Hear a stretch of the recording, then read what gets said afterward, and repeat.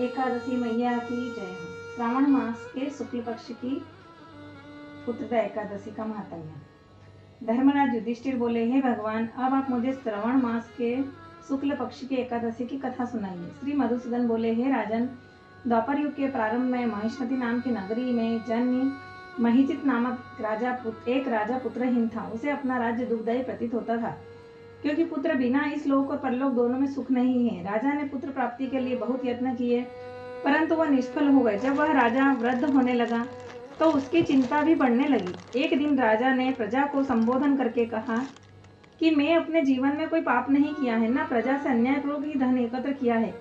मैंने प्रजा को सदैव बेटे की तरह पाला है और अपराधियों को भी बेटे और बांधवों की तरह ही दंड दिए हैं। इस प्रकार धर्मयुक्त राज्य करने पर भी मैं इस समय महादुख क्यों पा रहा हूँ? सो क्या बात है? कारण कि ऐसी दुख भरी बात सुनकर उसके मंत्री ब्राह्मण तथा प्रजाजन धर्म ज्ञाता वयोवृद्ध महर्षि लोमस के पास जाकर यथा योग्य प्रणाम कर उनके सम्मुख बैठ गए। इस पर लोमस ऋषि बोले, ब्राह्मणों, आप लोगों की विनय तथा आपके सद्व्यवहार से मैं अत्यंत प्रसन्न हूँ। अब आप मुझे अपने आने का कारण बतलाइए।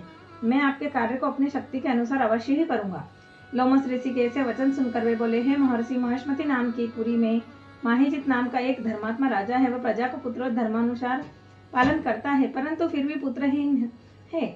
इससे वह अत्यंत दुखी रहता है। हम लोग उस राजा की प्रजा है, क्योंकि प्रजा का कर्तव्य है कि राजा के सुख में सुख माने और दुख में दुख माने। अतः आप हमको राजा के संतान होने का उपाय बतलाइए। इस पर लोमस ऋषि ने एक क्षण के लिए नेत्र बंद किए और राजा के पूर्व जन्मों का विचार करके बोले, हे ब्राह्मणों, यह राजा पिछले जन्म में अत्यंत निर्धन था तथा बुरे कर्म किया करता था। एक गांव में दूसरे गांव में घूमा करता था। एक दिन ज्येष्ठ मास के शुक्ल पक्ष की द्वादशी के दिन, जबकि वह 2 दिनों से भूखा था, दोपहर के समय एक जलाशय पर पानी पीने गया। उस समय वहां ब्याही हुई प्यासी एक गऊ जल पी रही थी। राजा ने उसको प्यासी ही हटा दिया और स्वयं जल पीने लगा। हे ब्राह्मणों, इसीलिए राजा को यह दुख भोगना पड़ रहा है। एकादशी के दिन भूखा रहने से वह राजा तो बन गया, लेकिन प्यासी गऊ को हटाने के वियोग का दुख भोगना पड़ रहा है। इस पर सब लोग बोले कि हे महर्षि, शास्त्रों में ऐसा लिखा है कि पुण्य करने से पाप नष्ट हो जाते हैं, इसलिए कृपा करके आप राजा के पूर्व जन्म के पाप नष्ट होने का कोई उपाय बतलाइए। ऐसे वचनों को सुनकर लोमस ऋषि बोले, हे ब्राह्मणों, यदि श्रावण माह के शुक्ल पक्ष की पुत्रदा एकादशी को तुम सब लोग व्रत करके उसका फल राजा को प्रदान करो तो तुम्हारे राजा को बेटा अवश्य पैदा होगा।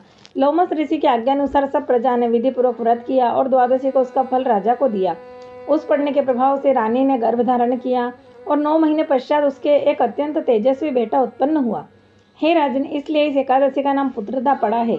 जो मनुष्य पुत्र रत्न प्राप्त करना चाहते हैं, उन्हें इस एकादशी का व्रत करना चाहिए। बोलिए एकादशी माता की जय। श्री कृष्ण भगवान की जय।